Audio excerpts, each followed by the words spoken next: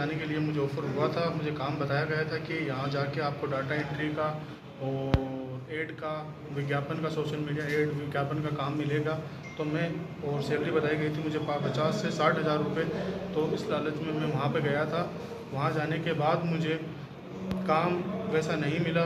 मैं वहाँ गया तो जाने के बाद मुझे ठगी का, फ्रॉड का, स्कैम का, जो इंडिया के साथ ये स्कैम होता है, वो काम मुझे वहाँ मिला। तो उस काम को नहीं करना चाहता था मैं, और मैंने उनको कहा कि ये काम मैं नहीं कर सकता हूँ और मैं ये काम नहीं करूँगा। तो वो मुझे वहाँ मेरे साथ मीटिंग की, उन्होंने मीटिंग रूम में मुझे लेकर गए। तो उन्होंने मुझे समझाया कि आप अगर ये काम नहीं कर सकते हो तो आपको ये ट्रैवल एक्सपेंस जो आपने यहाँ से, इंडिया से जब आप कोई कंबोडिया तक आए हो, इतने सफ़र का आपका इतना इतना खर्चा होता है, आपको ये पैसा पे करना पड़ेगा, तब आप यहाँ से जा सकते हो। तो वो मेरे पास पैसे नहीं थे। उन्होंने मुझसे करीबन 4.5 से 5 लाख रुपए की डिमांड की थी, जो मेरे पास नहीं थे। तो मुझे मजबूरन होकर वहाँ पर वो काम करना पड़ा।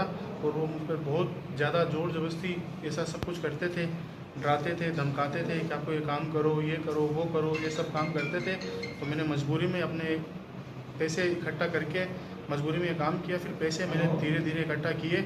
मुझे सैलरी भी पूरी नहीं मिलती थी, ट्रैवल एक्सपेंस वो लोग काट लेते थे। उसके बाद कभी $100, कभी $150 ऐसे मुझे देते थे। इसके बाद मैंने धीरे धीरे करके वो पैसे इकट्ठा किए, जमा करके मैं 6 मंथ के अंदर इंडिया वापस आ गया। और जैसे ही मुझे पैसे मिले तो मैंने ट्रैवल एक्सपेंस के उनको पैसे दिए, और वीज़ा के जो पेमेंट था वो पेमेंट मैंने उनको दिया, और मैंने इंडिया की टिकट बनवाई। फिर मैं रिटर्न इंडिया आ गया। इंडिया में सिम रिप से नोमपेम गया। नोमपेम के एयरपोर्ट से मैं दिल्ली एयरपोर्ट आया। चाइनीज़ लोग वहाँ रहते हैं, उनको हिंदी नहीं आती है और इंग्लिश भी नहीं आती है। वो ट्रांसलेटर के माध्यम से हम लोग से बात करते हैं। वो अपनी चाइनीज़ भाषा में बोलते हैं और हिंदी में ट्रांसलेट करके हमें बताते हैं। हम उनसे इंग्लिश में और हिंदी में बात करते हैं, और ट्रांसलेट होकर उन्हें चाइनीज़ में कन्वर्ट होकर उनको समझ में आती है। वही लोग इस पूरे नेटवर्क को चलाते हैं। ये काम सुबह 11 बजे से लेकर रात के 12-1 बजे तक ये लोग काम करवाते हैं। क्योंकि व्हाट्सएप पे ऐड वगैरह चलाते हैं, जॉब हायरिंग का, घर बैठे पैसे कैसे कमाएं, और इन्वेस्टमेंट का, ऐसे जो वो चलाते हैं ऐड। तो उस पर व्हाट्सअप लिंक दिए रहती है। तो जैसे उसको ओपन करते हैं, ओपन करने के बाद वो व्हाट्सअप पे आ जाते हैं। फिर उनके साथ साइबर ठगी का प्रोसेस चालू होता है। ये I4C से जो हमें डेटा मिला है, उस डेटा के विश्लेषण से ज्ञात हुआ कि राजस्थान में करीब 500 लोग जो लाओस, कंबोडिया, वियतनाम, म्यांमार आदि देश, साउथ ईस्ट जो देश हैं, उनसे लौट के आए हैं। कुछ तो इनमें बहुत पीड़ित हैं, जिनको झूठे लुभावने आकर्षक ऑफर देके वहाँ बुला लिया। तो वो लोग तो बड़े पीड़ित हैं, तो उन्होंने दोबारा की नहीं। पर उनमें से कुछ लोग ऐसे भी हैं जिनको कि वहाँ जाने पे अच्छा तो पैसा मिला, करीब $800 प्रति माह के हिसाब से। और उनके बाद में उनको ये कहा गया कि अगर आप अन्य लोगों को भी बुलाते हो तो हम आपको इसमें कमीशन देंगे।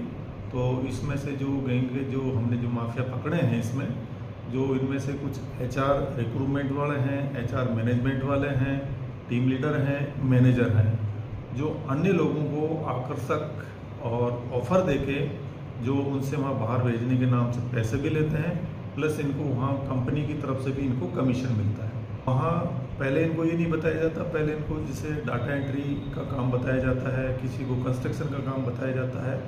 ये काम के नाम बहाना करके इनको लाओस, कंबोडिया ले जाया जाता है। कंबोडिया के बाद में इनको पहले से ही उनका एक एजेंट होता है, उन एजेंटों के माध्यम से ही इनके टिकट वगैरह कर दिए जाते हैं।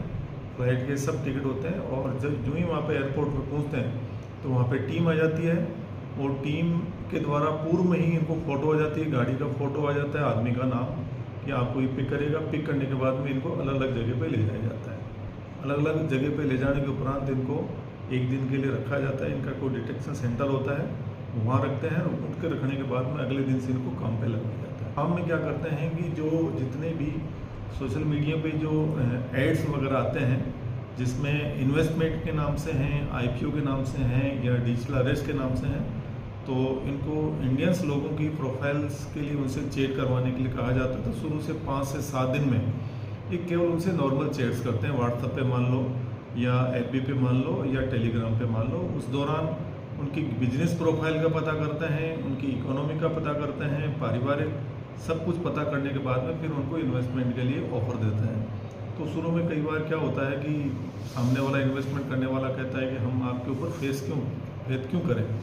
तो इसी दौरान इनकी टीम जो वहाँ बैठी हुई थी, जो टेबल पे 5-7 लोग जो बैठे होते हैं, उन्हीं में से जैसा कि इन्होंने पूछताछ में बताया कि हमारे साथ वहाँ केरला के लोग भी रहते हैं, नेपाल के लोग भी होते हैं, पाकिस्तान के लोग भी होते हैं।